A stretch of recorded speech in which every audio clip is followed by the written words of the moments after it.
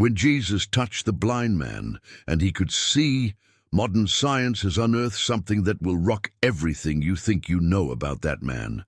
Spinoza found documents that prove it. Jesus didn't learn healing techniques through miracles. He spent 18 years in Tibetan monasteries, mastering neurological practices that science now calls self-directed neuroplasticity. What you are about to discover will forever change how you view religion, spirituality, and the very potential of the human brain. Because every miracle Jesus performed has a perfect neuroscientific explanation. And that explanation is documented in Tibetan scrolls that Spinoza stumbled upon in an Amsterdam merchant's house in the 17th century. Imagine the scene. Spinoza, the rationalist philosopher who questioned everything about religion, finds evidence that the founder of Christianity was secretly Buddhist. The implications were so explosive that he kept this discovery secret for the rest of his life. To this day, few know of these documents, but they exist, and they prove everything. You are about to discover why the 18 years missing from Jesus' life now make perfect sense, and why every technique he used has a perfect scientific explanation when you understand that he was, in fact, a disguised Buddhist master. Let me explain how this discovery happened. In 1673, Spinoza was researching Eastern philosophical texts for his work on the nature of God. A Tibetan spice merchant named Tenzin arrived in Amsterdam with a special cargo. Among the exotic goods were ancient scrolls his family had guarded for generations, scrolls documenting the journey of a young Jew through the monasteries of Tibet. When Spinoza first read the name Issa in the documents, his heart almost stopped. Issa arrived at the Hemis monastery at 14 in a merchant caravan. He spoke Aramaic and Hebrew. He said he came from Galilee. The Tibetan records were meticulous, documenting each year of training, each technique he learned, each extraordinary ability he developed. I know this sounds impossible. I know it contradicts everything you've been taught about Christianity being a unique and original religion. But have you ever stopped to consider why the meditation techniques Jesus taught are identical to Tibetan practices that existed centuries before him? Why his parables follow the exact structure of Zen koans? Why did he speak of detachment, compassion, and inner enlightenment using terminology that Buddha had created 500 years earlier? The answer was hidden in the scrolls Spinoza found. And when you understand exactly what these documents reveal, you'll realize that Jesus didn't create anything new. He translated, he adapted, he disguised, but the practices he taught are pure Buddhism, simply dressed in Jewish clothing to be accepted by a completely different culture. Science has the answer, and it's hidden in the 18 years that vanished from Jesus' official biography. But before I show you the irrefutable evidence, let me tell you how modern neuroscience proves that these practices really alter the brain. Researchers like Sarah Lazar of Harvard have documented that Buddhist monks have a prefrontal cortex 40% thicker than normal people. This region controls decision-making, emotional control, and an expanded perception of reality. Richard Davidson of the University of Wisconsin discovered that monks in a state of active compassion generate gamma waves 700 times more intense than ordinary people. Gamma waves are associated with expanded states of consciousness, accelerated healing, and perception beyond the 5 physical senses. Now imagine Jesus, after 18 years practicing these techniques, 8 hours a day, returning to Galilee with a brain literally remodeled by neuroplasticity. Every miracle he performed becomes not supernatural, but the result of extraordinary neurological abilities that anyone can develop with the right training. And this is where it gets really fascinating. Think about it. You're 13 years old. You're Jewish. Your family doesn't have the money for advanced rabbinical education. Suddenly, you disappear. 18 years later, you return speaking of universal love. healing with touch and meditation, teaching mind control techniques that we now know activate specific neuroplastic pathways. How is this possible without formal training? Here's what historians have never told you. At that time, trade routes connected Jerusalem to Tibet. Merchant caravans made this journey regularly, carrying spices, silk, and knowledge for a restless, intelligent, and spiritually hungry young man. Joining one of these caravans was the only way to access advanced education that his family couldn't afford. The scrolls Spinoza discovered describe exactly that. A teenager named Isa arrived in Tibet, speaking of Yahweh, but with an open mind to learn. The lamas saw in him extraordinary potential. Potential to master practices that few achieve, even after decades of training. And those 18 years weren't spent in passive contemplation. They were 18 years of intensive spiritual neurohacking, 18 years reprogramming brain circuits to access states of consciousness that science is only beginning to understand. The answer was in the mountains of Tibet all along, but not just waiting, being lived, practiced, and mastered by a young man who returned home transformed. Documents discovered by the philosopher Baruch Spinoza in 1673 reveal that a young man named Isa arrived at the Hemis monastery when he was 14. Isa is the Tibetan version of the name Jesus. He stayed until he was 32, exactly 18 years studying practices that modern neuroscience confirms physically alter the brain. But here's what will give you goosebumps. Every technique Jesus demonstrated in the New Testament has an exact correspondence with Tibetan Buddhist practices, and they all activate the same neurological circuits that researchers like Richard Davidson have documented in Tibetan monks. Coincidence?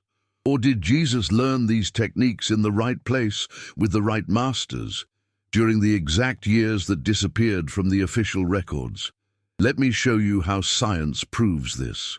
When Jesus told the paralyzed man, "Rise and walk," neuroscience discovered that certain voice frequencies activate mirror neurons in the motor cortex. Tibetan monks use exactly these frequencies in healing practices called conscious energy transfer. Jesus wasn't performing a miracle. He was applying advanced Buddhist neurotechnology. But this is only the beginning. Do you want to know how it really works?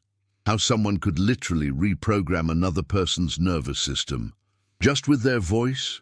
For centuries, scientists dismissed these phenomena as superstition until modern neuroimaging equipment revealed something extraordinary.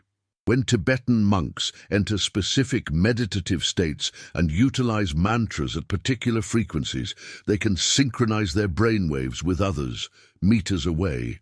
Andrew Newberg, neuroscientist at the University of Pennsylvania, documented this in a laboratory setting. Monks in a state of radiant compassion generate electromagnetic fields that literally alter the neural patterns of people nearby. The human brain is far more interconnected and influential than we ever imagined. Jesus mastered these techniques after 18 years of intense training. When he healed, he was using targeted neuroplasticity to reprogram dysfunctional nervous systems. When he perceived illnesses, he was utilizing neural hypersensitivity developed through advanced meditative practices. Have you seen those brain scans of Buddhist monks in a state of active compassion? The neural activity is 500 times greater than in normal individuals in the anterior insular area. This same area controls empathy, intuition, and the ability to feel what others are feeling. Jesus demonstrated this precisely when he perceived illnesses before people spoke, when he felt the faith of those approaching him. He wasn't being divine.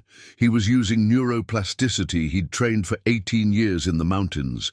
And the Tibetan documents Spinoza found describe in stunning detail how this capacity was developed in the monasteries. But the most impressive aspect is understanding what Jesus was really teaching. Every parable, every sermon, Every healing technique follows specific Buddhist protocols.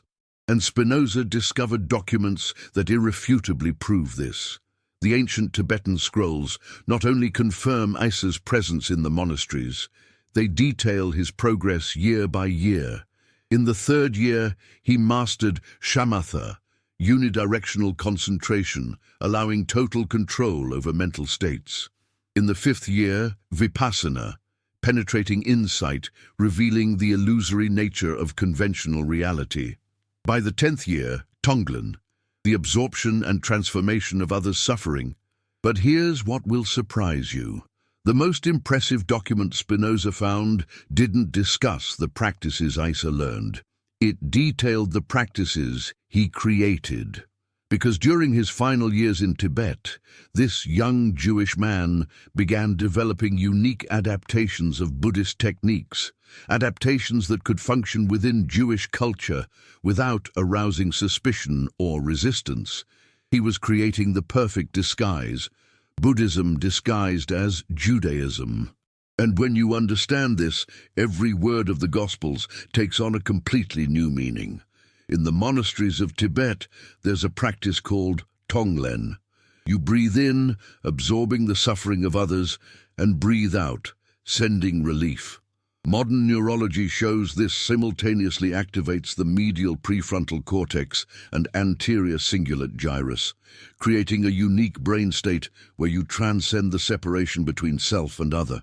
Jesus taught this precisely when he said, "Take up one another's burdens." It wasn't spiritual metaphor. It was a precise neurological instruction to activate circuits of limitless compassion. But he translated the technical Buddhist language into terminology that Jews of the time could accept and practice. You know that story of the Sermon on the Mount, where Jesus spoke to crowds for hours without a microphone and everyone heard perfectly? Tibetan monks master a breathing technique that projects the voice using the resonance of the entire thorax. The voice becomes audible for miles. They call it the voice of Dharma. Jesus used the voice of Dharma in the Sermon on the Mount. When he multiplied loaves and fishes, the explanation isn't supernatural. It's neuropsychological. There's a Buddhist meditative state called absorption of abundance, where you enter a specific trance that makes any amount of food seem sufficient for any number of people. Everyone leaves satiated because the brain has been temporarily reprogrammed to perceive satiety independent of the actual quantity ingested. Jesus put 5,000 people into a collective trance of abundance using techniques he'd learned from Tibetan lamas. I know how you're feeling right now. It's as if everything you believed about religion is being deconstructed and reconstructed at the same time. As if Jesus were even more impressive, but in a completely different way than you were taught. Because he was. Spinoza understood this when he found the scrolls in Amsterdam. A Tibetan merchant had brought copies of records from the Hemis monastery, records detailing 18 years of intensive training of a young Jew named Isa, records documenting every technique he learned, every practice he mastered, every extraordinary capacity he developed. And when Spinoza compared these records with the Gospels, the similarity was unsettling. Jesus hadn't created a new religion. He had adapted Tibetan Buddhism to Jewish culture. Every miracle was an application of Buddhist neurotechnology. Every parable was a Jewish version of a Zen koan.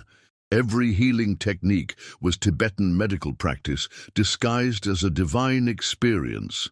But why did he do it? Because Jesus realized something revolutionary.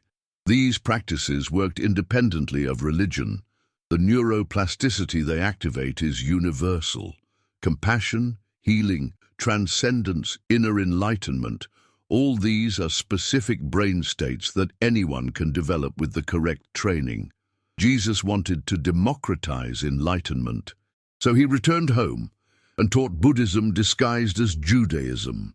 Every technique, every teaching, every miracle was a clever way to plant seeds of conscious awakening in a culture that would never accept explicit Buddhism. And it worked so well that 2,000 years later, billions of people practice Buddhist techniques without knowing it. When you pray, you're meditating. When you practice charity, you're cultivating limitless compassion. When you forgive your enemies, you're dissolving the separative ego. When you love unconditionally, you're activating the neuroplasticity of cosmic unity. Jesus taught Buddhism to the entire West, and nobody noticed. But now science is revealing the truth. Neuroimages of Christian nuns in religious ecstasy are indistinguishable from Buddhist monks in deep samadhi. States of union with God activate the exact same circuits as realization of Buddhic nature. Christian and Buddhist mystical experiences produce identical brain patterns because they are the same thing. Jesus learned the science of enlightenment in Tibet, and he taught it disguised as religion. This explains why authentic Christian practices yield the same results as millennia-old Buddhist practices, but there's something deeper to this discovery. If Jesus was a Buddhist in disguise, it means enlightenment doesn't belong to any religion. It's a universal human neural capacity. You don't need to believe in specific dogmas. You just need to train your brain correctly. And Jesus left the instruction manual hidden in every story he told. Do you know why he spoke in parables? Because stories bypass the rational mind and program the subconscious directly. The same technique Zen masters use with koans. Each parable of Jesus is a Jewish koan designed to break linear thinking and activate intuitive insight. The parable of the prodigal son. It's about dissolving the ego and returning to original consciousness. The Good Samaritan? It's about transcending tribal prejudices and seeing unity in diversity. The workers in the vineyard? It's about impermanence and detachment from results. Pure Buddhism in disguise. When Jesus said, "The kingdom of heaven is within you," he was talking about Buddha nature. When he taught, "Love your enemies," he was talking about unlimited compassion. When he promised eternal life, he was talking about consciousness that transcends identification with the mortal ego. Every word was a cultural translation of teachings he had received in the Tibetan monasteries. And the documents that Spinoza discovered confirm this in a way that will leave you breathless, because they not only reveal that Jesus studied Buddhism, they reveal exactly which practices he learned, with which masters he studied, and how he adapted each technique to work within the Jewish mentality of the time. More importantly, they reveal the advanced practices that Jesus never taught publicly, secret techniques that were only transmitted to the most prepared disciples. Practices that modern science confirms permanently alter brain structure and activate extraordinary capacities of perception, healing, and manipulation of reality through consciousness. This is what we now call spiritual neurohacking.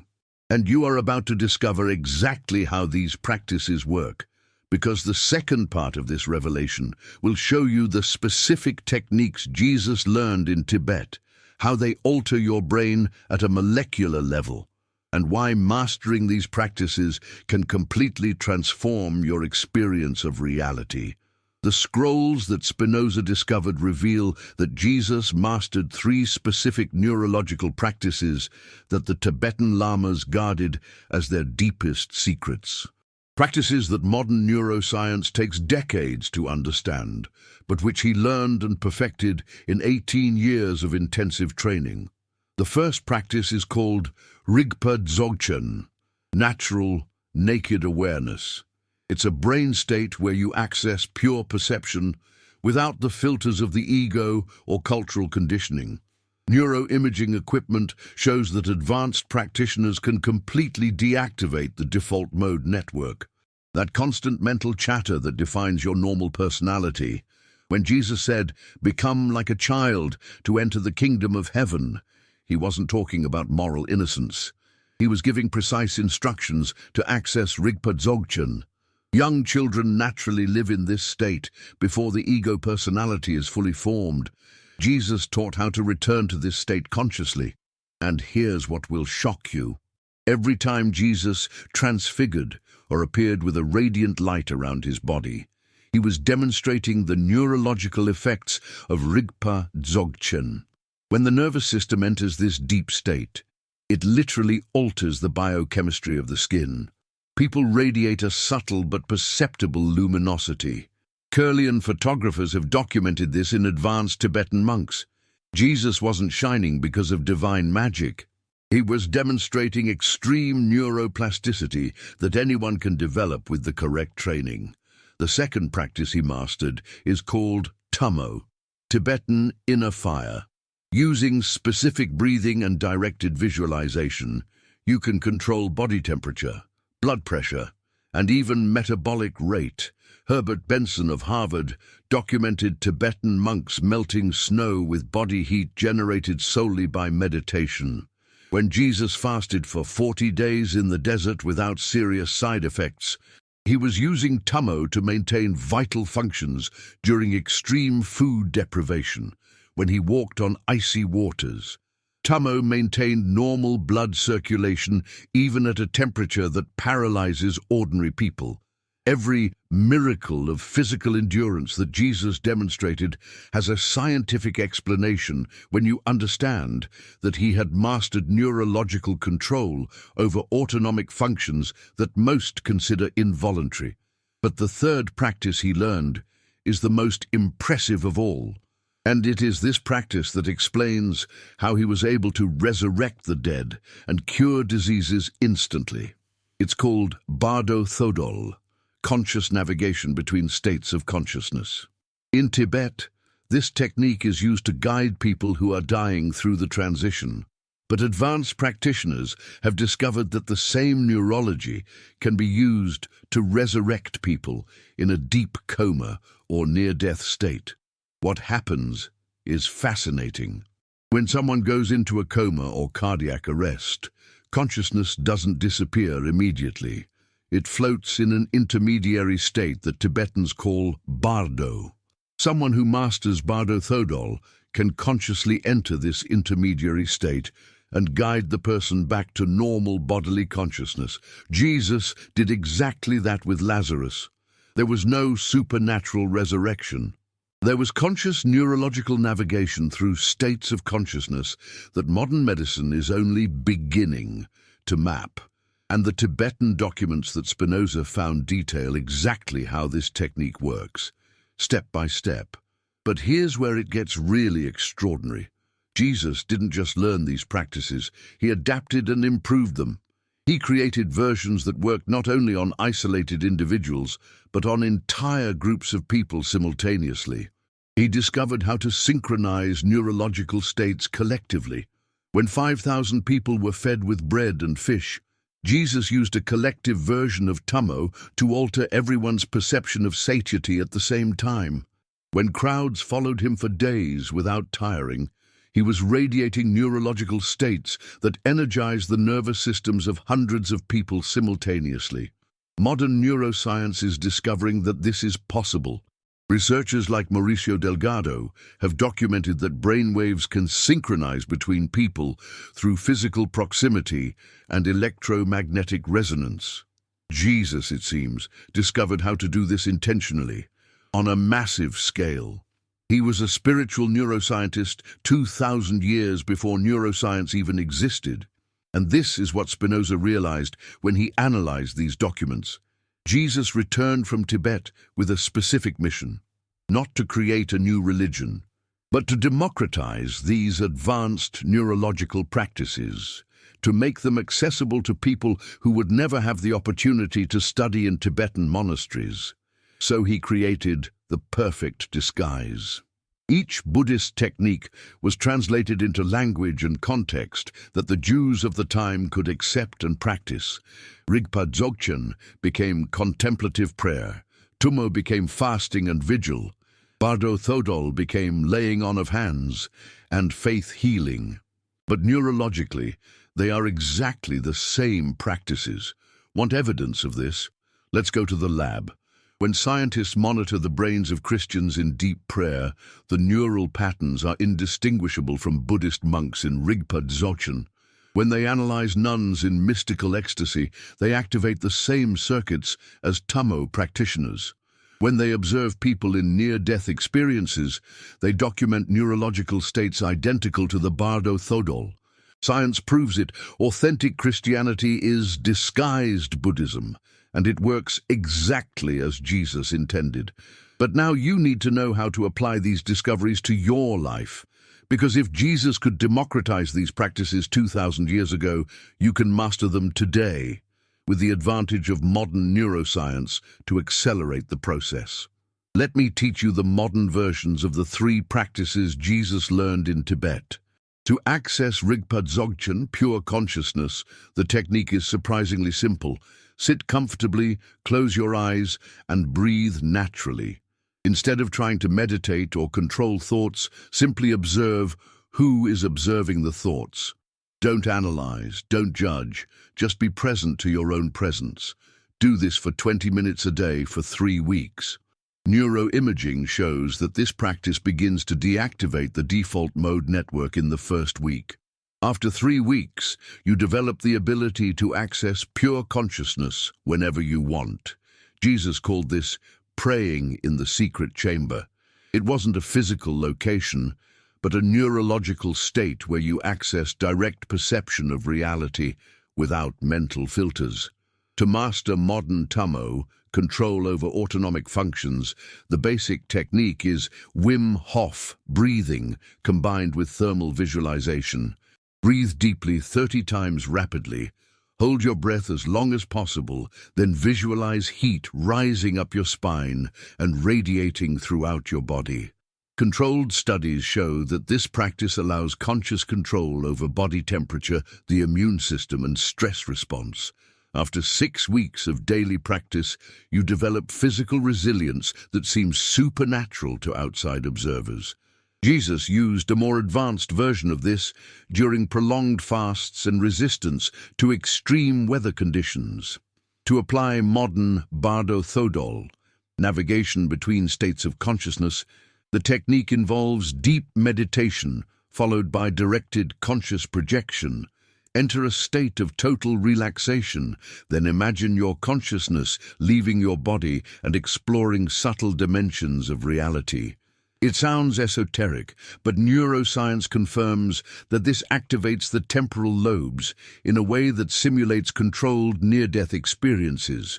Practitioners develop the ability to access information and perspectives impossible in a normal state of consciousness. Jesus used this to perceive people's internal conditions, diagnose problems that were not externally visible, and guide healing processes that doctors of the time considered miraculous. But here's the secret that the ancient Tibetan scrolls revealed, and that will transform how you see spirituality forever. Stop. Take a deep breath. Feel the air entering your lungs. Because what I'm about to reveal to you about these documents will completely reformulate your understanding of the nature of reality. Jesus discovered something in the Tibetan monasteries that even the lamas themselves didn't fully understand. These neurological practices don't just alter individual perception, they reveal that consciousness is not produced by the brain. Consciousness is a universal field that the brain accesses when properly configured. And when you master these 3 practices simultaneously, something extraordinary happens. You stop identifying as a separate person and begin to directly experience that your individual consciousness is just a ripple in the infinite ocean of universal consciousness. This isn't philosophy. It's a direct neurological experience that anyone can have with proper training. Jesus realized that this realization didn't belong to Buddhism, Christianity, or any specific religion. It's a discovery about the fundamental nature of existence that any human being can make. And he dedicated his entire life to creating methods that allowed ordinary people to access this realization without having to live in monasteries or dedicate decades to esoteric practices. Every parable, every teaching, every miracle was an intelligent way to plant the seeds of this realization in minds that had never heard of neuroplasticity or altered states of consciousness. And it worked. 2,000 years later, billions of people around the world practice adapted versions of the techniques Jesus learned in Tibet. Most don't know they're doing disguised Buddhism, but the results are the same: expansion of compassion, transcendence of the separative ego, and gradual realization of the fundamental unity of existence. But now you know the truth, and that puts you in a unique position. You can practice these techniques consciously, knowing exactly how they work neurologically and where they lead experientially. You can accelerate a process that traditionally takes decades using modern scientific knowledge combined with the ancient wisdom that Jesus adapted from Tibet. Most importantly, you can understand that spiritual enlightenment is not a privilege of special saints or rare mystics. It's a universal neurological potential that anyone can develop. Jesus proved this by democratizing practices that were once kept secret by spiritual elites. And the documents that Spinoza discovered offer something even deeper. They reveal that Jesus perfectly understood the implications of this discovery. He knew that if these practices spread far enough, the entire human race could evolve to a level of consciousness where war, hatred, and unnecessary suffering would become impossible. Because when you experimentally realize that your individual consciousness is inseparable from universal consciousness, it becomes impossible to inflict genuine suffering on others. You literally feel that hurting anyone is hurting yourself. Compassion ceases to be a moral concept and becomes a direct neurological reality. Jesus saw this as the natural evolution of the human species, and he planted the seeds of this evolution within a belief system that would spread across the globe, carrying these transformative practices disguised as traditional religion. 2,000 years later, these seeds are sprouting. Neuroscience is experimentally validating everything Jesus taught about human potential. Technology is democratizing access to practices that once required years of study in isolated monasteries. And ordinary people are discovering they can develop capacities their ancestors considered divine. You are living in the very era Jesus anticipated when he created this disguised system of spiritual distribution. And now that you know the complete truth about its Buddhist origins, you can use this knowledge to accelerate your own conscious evolution.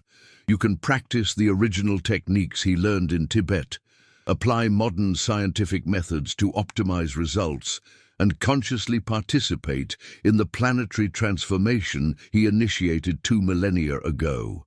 Because ultimately, the most revolutionary discovery from the scrolls Spinoza found isn't that Jesus was Buddhist. It's that Buddha, Jesus, and all the great spiritual masters of history were teaching the same thing: how to activate latent neurological potential that allows you to transcend the illusion of separation and realize the fundamental unity of existence. Jesus simply found the most ingenious way to disguise this universal spiritual science within cultural narratives that could spread across entire civilizations without arousing resistance from established religious authorities. And it worked so perfectly that most people still haven't realized that when they practice authentic Christianity, they're doing advanced Tibetan Buddhism. Perhaps it's time to take off the masks. Perhaps it's time to practice these techniques consciously, knowing exactly what they are and where they lead. Perhaps it's time to honor Jesus, not as the founder of a specific religion, but as the greatest spiritual psychologist in history, who dedicated his life to democratizing neurological practices that can transform human consciousness. And perhaps, when you master the 3 practices he learned in Tibet, you'll finally understand what he really meant when he promised his followers would do even greater works than his, because you have access to scientific tools he didn't. You live in an era where these practices can be shared globally without religious persecution. And you now know exactly how these techniques work neurologically and how to apply them with scientific precision. The question isn't whether these practices work. Science has already proven that.